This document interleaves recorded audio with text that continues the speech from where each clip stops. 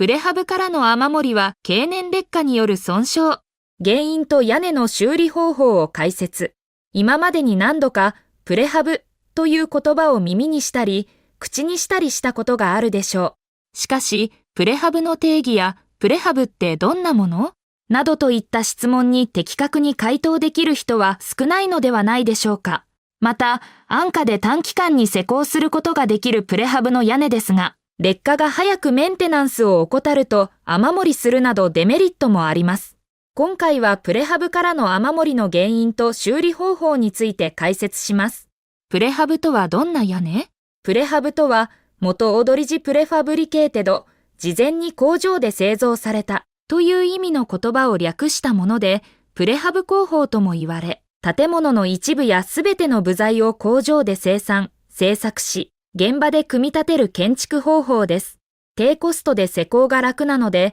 事務所や倉庫として使われることが多くなっています。また、一部ではプレハブの住宅も存在します。プレハブの屋根が雨漏りしている原因。プレハブ屋根で雨漏りが発生した際の原因について解説します。プレハブの屋根はトタンなどの屋根材1枚だけを施工するシンプルな作りになっていることがあり、防水シートが使われていない場合もあります。その場合、屋根材が破損すると雨漏りに直結する可能性があるため注意が必要です。経年劣化によるプレハブの雨漏り。プレハブのほとんどは金属屋根同士を重ね合わせて施工されています。この金属板をうまく重ねることによってプレハブ屋根の防水機能を維持しているのですが、この構造は経年劣化に弱いため、ひび割れや変形が起きやすいです。こうした経年劣化より防水機能が失われ、プレハブの雨漏り原因につながってしまいます。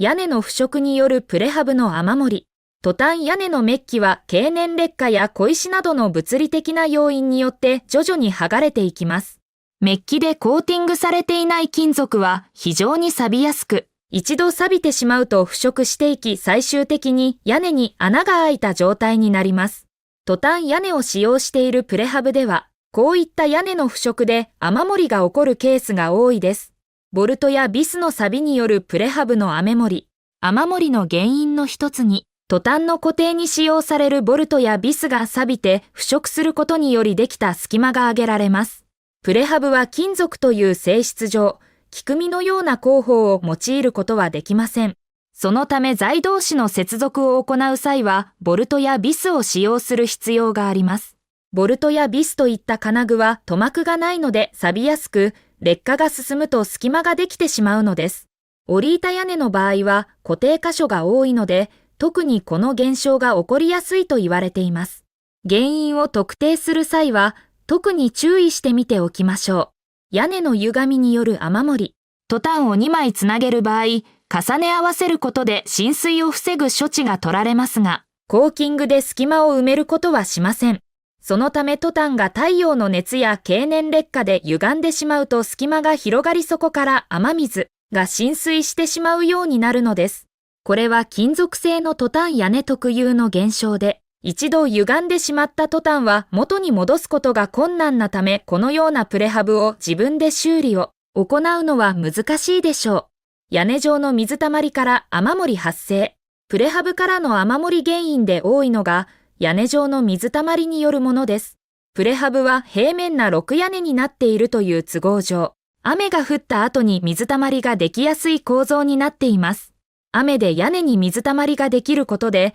プレハブの屋根に重さが加わり、たわみが生じることで雨漏りの原因になります。屋根の形状が折り板屋根であれば、たわみがたく水はけも良いため屋根の水たまりは起こりづらくなります。プレハブ屋根の耐用年数、寿命。プレハブの寿命は一般的に15年から20年と言われています。しかし、その寿命はしっかりとメンテナンスを定期的に行っている場合の寿命であり、放っておくとプレハブ屋根は劣化しやすいためはかなり早くに寿命を迎えてしまいます。プレハブはメンテナンスの回数で寿命が大きく左右されるため、定期的なメンテナンスを行ってあげることで長く屋根の寿命を保つことができるようになります。プレハブ屋根の修理方法は状態によって変わる。プレハブの修理方法は傷んでいる箇所のみを補修する方法と屋根全体を修理、交換するカバー工法、吹き替えがあります。寿命が切れているプレハブの屋根では、吹き替えやカバー工法といった大規模な修理工事となります。プレハブ屋根の雨漏りについてのまとめ。プレハブ建築物の雨漏りの原因には様々なものがあります。一般的な原因としては、屋根や壁の劣化、シーリングの劣化、窓やドアの隙間、排水口の詰まりなどの原因が挙げられます。DIY での修理方法としては、まず原因を特定し、その原因によって修理に必要な材料や道具を用意する必要があります。屋根や壁の劣化による雨漏りの場合、シーリング材を使って修理できる場合があります。シーリング材は硬化する前に柔らかい状態で塗布できるので、狭い隙間にも塗りやすく、修理を行うのに使用されます。窓やドアの隙間からの雨漏りの場合は、シリコンコーキング剤を使って修理することができます。シリコンコーキング剤は、シーリング剤と同様に柔らかい状態で塗布でき、硬化後は弾力性があり、長期間の使用に耐えることができます。排水口の詰まりによる雨漏りの場合、排水口を清掃し、排水口に防水剤を塗布することで解決できる場合があります。また、屋根や壁の修理には難しく危険な場合が多いため、自信がない方は業者に依頼するのが望ましいです。修理に取り掛かる前には安全に注意し、必要な保護具を着用して行いましょう。また、プレハブ建築物の雨漏りは、